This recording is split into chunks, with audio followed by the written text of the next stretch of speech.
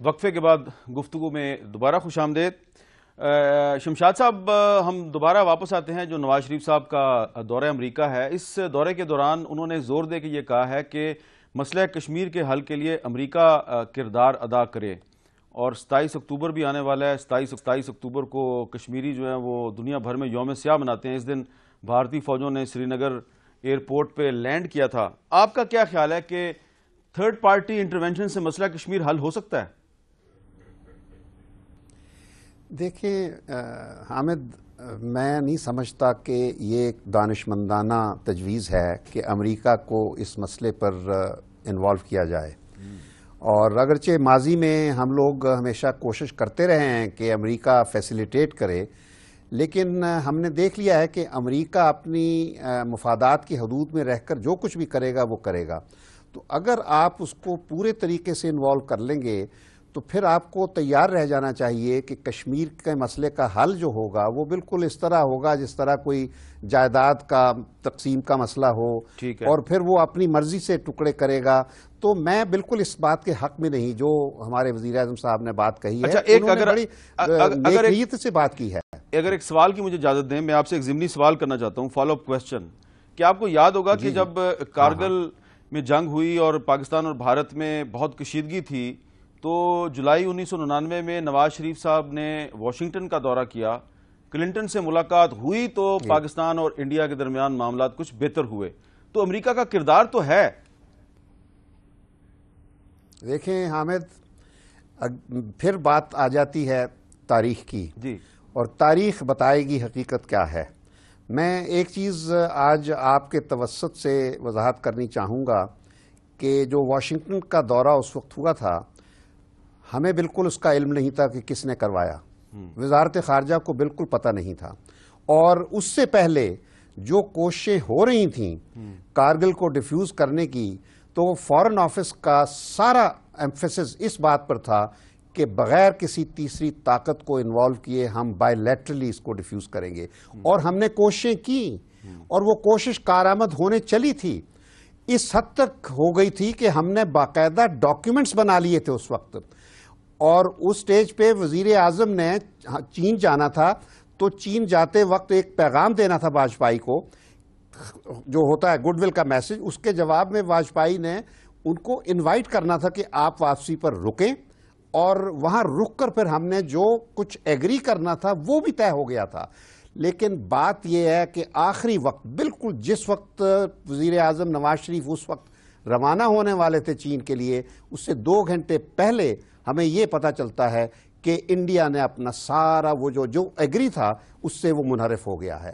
تو اس وقت ہمیں سمجھ نہیں آ رہا تھا، میں خود پریشان تھا کہ یہ ہو کیا گیا ہے. خیر چائنا گئے. چائنا میں وزیر اعظم کا دورہ 5 دن کا تھا، 4 یا 5 دن کا آفیشل دورہ. جب اگلی صبح پہلی ان کی میٹنگ اس وقت کے وزیر اعظم سے ہوئی، اور اس کے بعد میں نے وزیر اعظم صاحب کو کہا کہ گھر میں آگ لگی ہوئی ہے، یہ باقی کا دورہ چھوڑ دیجئے، واپس چلیں. تو وزیر اعظم سے مل لیے. اور آپ کو آج میں یہ بتا رہا ہوں کہ اس وقت چائنیز وزیر اعظم نے بھی یہی مشورہ دیا تھا، حالانکہ اس کو یہ نہیں پتا تھا کہ وزارت خارجہ نے کیا مشورہ دیا ہوا ہے. اس نے کہا کہ ہماری رائے یہ ہے کہ کسی تیسرے بندے کو نہ انوالو کریں، کسی تیسری طاقت کو. انڈیا پاکستان خود اس مسئلے کو طے کریں.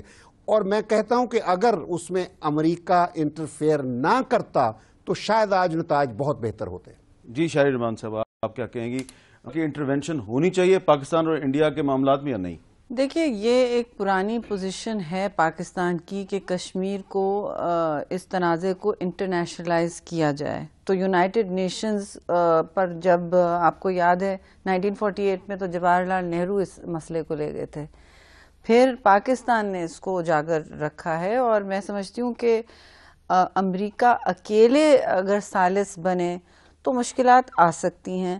دوسری بات یہ ہے کہ کشمیری عوام بھی اس میں ایک فریق، اب جو حالات ہیں میں سمجھتی ہوں کہ کشمیری عوام کو ایک فریق سمجھا جانا چاہیے. ان کا متعین کرنا کہ ان کی نمائندگی کون کر رہا ہے، یہ بھی ایک سٹیپ ہونا چاہیے. تیسرا یہ کہ کشمیر ایک بے شک انٹرنیشنل ایشو ہے، لیکن باہمی تعلقات کے درمیان یہ ایک irritant بنا ہوا ہے بہت سالوں سے، اور اگر ہم اس پر پیش رفت کرنا چاہتے ہیں تو بھارت اس تو صاف انکار کرتا ہے کہ تیسرا کوئی ثالث نہیں ہو سکتا. اگر کوئی تیسرا ثالث ہو سکتا ہے جائز تو وہ یونائٹڈ نیشنز ہے، اقوام متحدہ ہے. یہ ہماری انٹرنیشنل لیگل اور ایک دیرینہ پوزیشن ہے. آپ یہ کہہ رہے ہیں کہ امریکہ مناسب نہیں ہے. دیکھیے وہ کریں گے نہیں. اگر بیک چینل میں آپ ان کو انوالو کرنا، دیکھیے اس لیول پر میں نہیں سمجھ، مجھے نہیں پتا کوئی فائدہ ہے. شاید 10 سال پہلے ہوتا، جب سیاچین کی بات ہو رہی تھی، جب وہ سوچ بھی رہے تھے کہ ری ڈپلائمنٹس ہو سکتے تھے محترمہ شہید کی پہلی گورنمنٹ میں. لیکن اب میں سمجھتی ہوں کہ دیکھیے یہ بیک چینل پہ ضرور بات ہو سکتی ہے، دباؤ ڈالا جا سکتا ہے، لیکن یہ کہنا کہ آپ ثالث بن جائیں، بھارت تو اس کو قطعاً ایکسیپٹ بھی نہیں کرے گا. امر بلال صوفی صاحب. جی اس میں اقوام متحدہ کا ایک تو رول ہے جو روایتی رول ہم سمجھتے ہیں، یعنی کہ پلیبسٹ کے فریم ورک میں جو 50s اور 40s میں ریزولوشنز پاس ہوئی تھیں. ایک اس وقت بھی رول ہے. 1998 میں جب پاکستان انڈیا نے دھماکے کیے تھے تو اس پر اقوام متحدہ کی سیکیورٹی کاؤنسل نے ایک ریزولوشن 1172 1998 میں پاس کیا. اس کے پیراگراف 5 میں لکھا کہ انڈیا اور پاکستان بیٹھ کر اپنے معاملات کو طے کریں بشمول کشمیر کے. سو ایک ابلیگیشن دی اور سیکیورٹی کاؤنسل نے ہی دی، اور سیکرٹری جنرل نے لکھا کہ will remain seized of the matter and report back to security council the progress made by the parties. اس دن کے بعد سے جب بھی پاکستان اور انڈیا کے لوگ یا مندوبین آپس میں ملتے ہیں تو سیکرٹری جنرل کا آفس اس کو ویلکم کرتا ہے، بیکاز وہ ڈیفیکٹو مانیٹر کر رہا ہے. سو کسی حد تک اقوام متحدہ کی oversight by virtue of that resolution continue کرتی ہوئی نظر آ رہی ہے. امریکہ کا کوئی کردار بنتا ہے کہ نہیں بنتا؟ امریکہ کے لیگل فریم ورک میں کردار کوئی نہیں بنتا. جی ایاز وزیر صاحب. جی میرا تو خیال یہ ہے کہ ایک زمانہ تھا کہ ہم کوشش کر رہے تھے کہ اس میں دوسرے لوگ بھی انوالو ہو تاکہ مسئلہ حل ہو جائے، اور انڈیا جیسے ابھی بھی کہہ رہا ہے، اس وقت بھی کہہ رہا تھا کہ نہیں ہم بائی لیٹرل بات کریں گے اور لوگوں کو نکال دیں. لیکن حالات اور واقعات کے ساتھ حساب کتابی بدل جاتا ہے. تو اگر کشمیری اس کے اوپر راضی ہوں میری رائے میں تو پھر امریکہ کو انوالو کرنے میں کوئی حرج تو نہیں ہے. جی شمشاد صاحب، آج جو سشیل کمار شندے ہیں بھارت کے جو انٹیریئر منسٹر ہیں، انہوں نے بھی بہت کیٹیگوریکلی یہ کہا ہے کہ ہم کوئی تھرڈ پارٹی انٹرونشن جو ہے اس کو ویلکم نہیں کہیں گے. تو کشمیری جو ہیں اگر وہ اس پہ راضی ہو جائیں تو پھر آپ کا کیا موقف ہوگا؟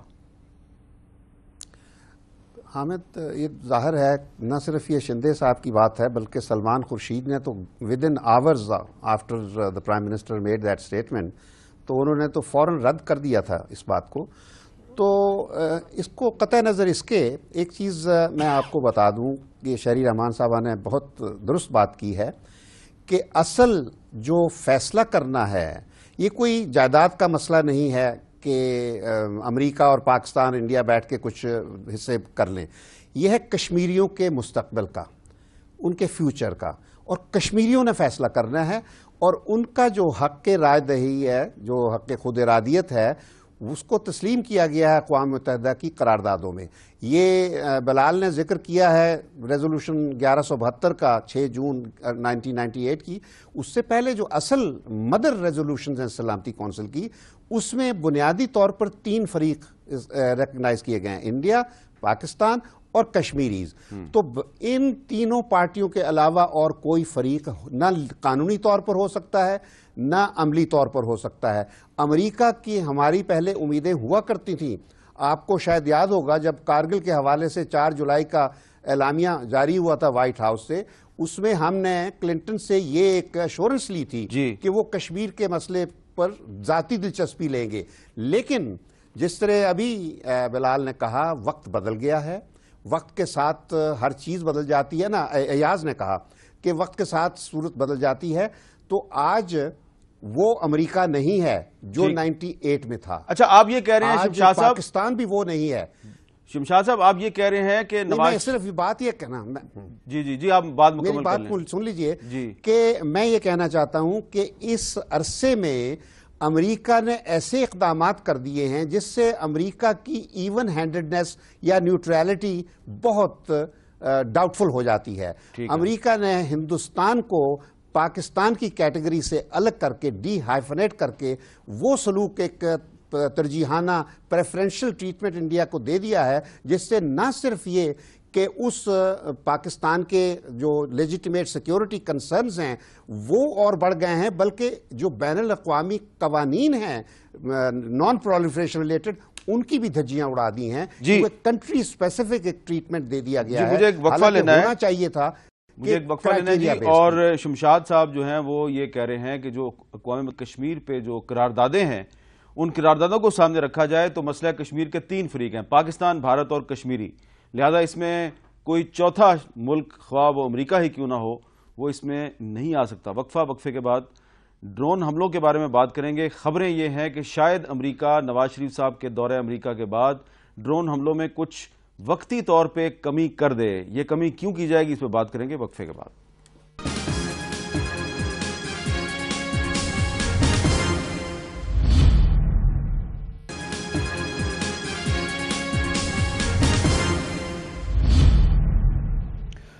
وقفے میں گفتگو کے بعد دوبارہ خوش آمدید۔ سوال میرے پاس بہت ہیں، وقت میرے پاس کم ہے، سوال زیادہ ہیں، وقت کم ہے، اس لیے میں ایاز وزیر صاحب آپ سے ایک سوال کرنا چاہتا ہوں۔ سوال تو بنتا ہے ویسے شہری صاحبہ سے، لیکن ان کو نہیں پوچھوں گا، سوال ان کے بارے میں ہے۔ آپ دیکھیں، آپ سفیر بھی رہے ہیں، آپ نے نوٹ کیا ہوگا کہ جب بھی پاکستان کا کوئی پریزیڈنٹ یا پرائم منسٹر امریکہ کا دورہ کرتا تھا تو دورے سے کچھ دن پہلے اور دورے کے دوران امریکہ کا جو میڈیا ہے، new York Times, Washington post, CNN، تھوڑا دھڑ پاکستان کے خلاف نیگیٹو خبریں آتی تھی، الزامات کی بھرمار ہو جاتی تھی۔ لیکن یہ اس دفعہ نواز شریف صاحب کے دورے سے پہلے اور اب دورے کے دوران بری خبریں بہت کم آ رہی ہیں، یہ کیا چکر ہے؟ یہ شہری رحمان صاحب سب کچھ ٹھیک کر کے آئی ہیں یا یہ وہاں کوئی سفیر نہ ہونے کی وجہ سے سب کچھ ٹھیک ہو گیا؟ دیکھیں، ظاہر بات ہے شہری رحمان صاحب سفیر رہی ہیں، کنٹریبیوشن تو ڈیفینیٹلی ہے ایز این ایمبیسڈر کی ہوں گی، محنت کیا ہوگا، لیکن پاکستان اور امریکہ کے تعلقات جس نہج تک پہنچ گئے تھے نیگیٹو سائٹ پہ، تو میرا خیال ہے اس سے زیادہ خراب ہونے کو اگر ہم دے دیں تو تعلقات ہی ختم کر لے، پھر الگ الگ گھر میں بیٹھ جائے۔ اب نئی حکومت آئی ہے ود ہیوی مینڈیٹ، تو اب شاید یہ تعلقات کوئی صحیح رخ میں چلے جائے۔ اور پھر سب سے بڑی بات کہ امریکہ اس وقت ایک بہت مشکل حالات کے ساتھ یہاں پہ اس ریجن میں سامنا ہے، افغانستان سے دسمبر 2014 اس کو ہماری ضرورت ہے انتہائی۔ یہ ولی ناصر کی کتاب میں آپ دیکھ لیں، وہ خود کہتا ہے ڈسپینسیبل نیشن کہ پاکستان اگر یہ راستہ صحیح طرح اس پہ اپنے ترب کا کارڈ کے لے تو امریکہ کئی چیزیں۔ اچھا، آپ نے وہ کتاب پوری پڑھ لی ہے ڈسپینسیبل نیشن ولی نصر کی؟ پوری پڑھ لی ہے؟ ایک آدھ چیپٹر اس کتاب سے تو یہ ثابت ہوتا ہے کہ جو امریکہ اور افغان طالبان کے جو مذاکرات ہیں سب ڈرامہ ہیں، اور امریکہ ایکچولی جو ہے وہ رچرڈ ہالبروک کے خلاف سازش کر رہی تھی CIA کہ یہ مذاکرات کا راستہ آگے نہ بڑھے۔ تو اگر وہ بات صحیح ہے اس کتاب میں تو پھر پاکستان میں بھی حکومت اور طالبان کے درمیان مذاکرات کی امریکہ کبھی حمایت نہیں کرے گا۔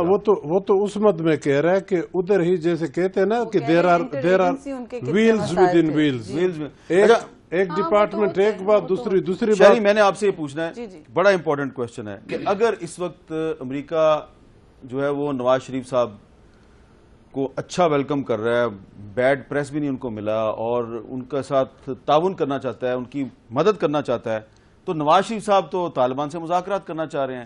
طالبان سے مذاکرات اسی صورت میں شروع ہوں گے اگر ڈرون حملے بند ہوں گے۔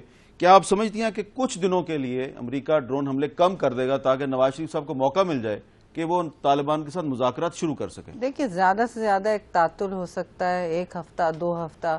مجھے نہیں نظر آتا کہ یہ کوئی میڈیم ٹرم یا لانگ ٹرم ان کی ٹیکٹک ہو سکتی ہے، کیونکہ یہ ٹیکٹک ڈرونز کی تو اسٹریٹجی بن گئی ہے نا ان کی۔ اب وہ اسٹریٹجی بن گئی ہے کاؤنٹر ٹیررزم کی، کیونکہ وہ کہتے ہیں ان کے ہاتھ میں اور کوئی اس وقت انسٹرومنٹ نہیں ہے، اور آپ بھی اپنی سرزمین کو، اور افغانستان میں تو خیر آپ کو پتہ ہے حالات جیسے ہیں۔ پر anyway, window of opportunity Pakistan کی سرٹنلی اس وقت ہے، 2014 کی شروع میں بھی ہوگی، 2014 میں بڑھتی چلی جائے گی جب افغان الیکشن ہوگا، وہاں بھی آپ کی مدد چاہیے ہوگی کہ آپ بارڈر کو سٹیبل رکھیں، اور ANSF جو کافی کمزور ہے اس کی سٹیبلائزیشن میں مدد کریں۔ احمد بلال صوفی صاحب، کچھ دنوں کے لیے ڈرون اٹیکس رک سکتے ہیں؟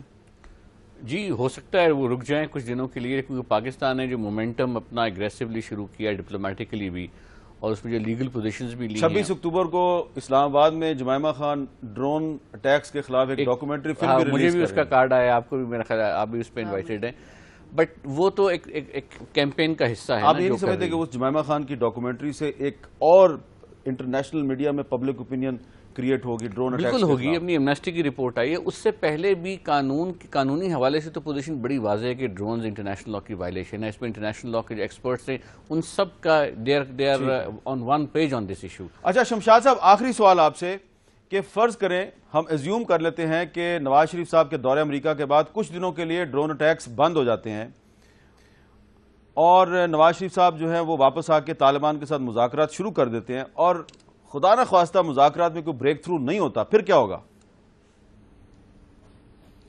حامد، مجھے نہیں پتا کہ ہماری طالبان کے ساتھ مذاکرات کی جو اسٹریٹجی ہے کس حد تک فائنلائز ہوئی ہے، کیونکہ ابھی تو وزیر اعظم نے وہاں سے واشنگٹن سے طالبان کو اپیل کی ہے کہ براہ کرم آپ نیگوشیٹنگ ٹیبل پر آئیے۔ جی تو جہاں تک ڈرون اٹیکس کے روکنے کا تعلق ہے تو امریکہ پاکستان کے تعلقات اتنے انپریڈکٹیبل ہیں کہ کسی قسم کی پریڈکشن کرنا وہ میں نہیں سمجھتا موزوں ہوگا، لیکن چونکہ آپ اصرار کر رہے ہیں تو میں صرف اتنا کہوں گا کہ امریکہ شاید ڈرون اٹیکس روکے گا تو نہیں، کم کرنے کا اندیا اس نے کئی دفعہ دے دیا ہے، جان کیری آئے تھے اس وقت بھی وہ دے گئے تھے، تو کچھ کم کر دیں گے۔ اور یہ اس وجہ سے ہو رہا ہے کہ نواز شریف اور ان کی حکومت نے واقعی ڈرون اٹیکس پر دنیا کو سینسٹائز کر دیا ہے، اور پہلی حکومتوں کو موقع ملا لیکن انہوں نے نہیں، بلکہ انہوں نے ایک آنکھ سے امریکہ کو اشارہ دیتے رہے کہ لگے رہو، ادھر عوام کے سامنے کچھ اور میسج تھا، ادھر اور تھا۔ یہ نواز شریف کی حکومت نے پہلا یہ ایشو جو ہے برابر نہیں، میری بات سن لیجئے، ایسا تو نہیں تھا، کم از کم جب میں سفیر تھی تو یہ کہ انہوں نے دنیا کو سینسٹائز کر دیا ہے، اور اس کی وجہ سے اتنی اویئرنیس پیدا ہو گئی ہے کہ عالمی سطح پر بھی اب ایمنسٹی بھی جاگ پڑی ہے اور جمائمہ بھی اب جاگ پڑی ہے، تو یہ سب چیزیں اس کا اثر۔ شہریہ آپ اپنا جواب دے دیں جلدی۔ میں صرف یہ کہہ رہی ہوں کہ جس حکومت نے اجازت دی ہے اس کی تو بات ہو نہیں رہی۔ ٹھیک ہے، ہمیں انٹرنیشنلی اپنا ڈرٹی لینن نہیں واش کرنا لیجیے، میں دو ٹوک الفاظ میں کہہ رہی ہوں کہ جب سے میں سفیر تھی اور وہ پاکستان پیپلز پارٹی کی حکومت تھی، مجھے تو پہلا سوال کیا گیا کہ آپ جب واپس بلایا تھا مجھے فرسٹ 3 ویکس میں کہ ڈرون حملوں کے بارے میں ہم کیا کر سکتے ہیں اور کیا پیش رفت ہے، اور ان میٹنگز میں سب امپورٹنس اعلیٰ سطح کے ملٹری سے لے کے ہوتے ہیں۔ آپ کو بھی پتا ہے، شمشاد صاحب کو بھی پتا ہے کہ یہ معاملات سیولین حکومت نہیں، یہ تو انٹرنل میٹنگز کنٹرول میں تو ہوتی نہیں ہے کوئی بھی، سیولین حکومت نہیں، اس میں آرمی چیف بھی ہوتے تھے۔ حامد ایک صرف بات، حامد میں بات کرنی چاہوں گا، جلدی سے بات کر لیں، میں بات کرنی چاہتا ہوں، جلدی سے ہی کروں گا کہ اس سال جنوری میں پاکستان نے سیکیورٹی کونسل کا نان پرماننٹ ممبر منتخب ہونے کے بعد سیکیورٹی کونسل کی صدارت سنبھالی 1 مہینے کے لیے الفابیٹک آرڈر میں۔ وہ ہمارے لیے بہترین موقع تھا کہ ہم دنیا کو کم از کم اپنے خدشات سے آگاہ کرتے، لیکن وہ پورا 1 مہینہ ہم نے ڈرون کا لفظ سیکیورٹی کونسل میں نہیں نکالا۔ یہ تو بات صحیح ہے نا، یہ تو مان جائے نا، یہ تو صحیح بات کی نا شمشاد صاحب نے جی، کہ ہم نے ڈرونز کا مسئلہ نہیں، اب کہاں کیا ہے ہم نے تو جنرل اسمبلی میں بات کی ہے، صرف ہمیں کہا گیا کہ ہم UN میں کریں گے، صرف جنرل اسمبلی میں بات کی گئی ہے۔ چلے میرا وقت ختم ہو گیا، اس ڈیبیٹ کو سیکیورٹی کاؤنسل میں لے کے جانے کی کچھ اور مضمرات بھی ہیں، ہر چیز کو آپ صدارت سنبھال کے لے جائیں، you can take it any time. چلیں، بہت بہت شکریہ آپ تینوں کا، اور شمشاد صاحب آپ کا بھی شکریہ، اور ہمیں توقع کرنی چاہیے کہ نواز شریف صاحب کے دورہ امریکہ کے بعد جو نتائج آئیں گے وہ نتائج پاکستان کو آگے کی طرف لے کے جائیں گے، پیچھے نہیں لے کے جائیں گے۔ اجازت دیجیے، اللہ حافظ۔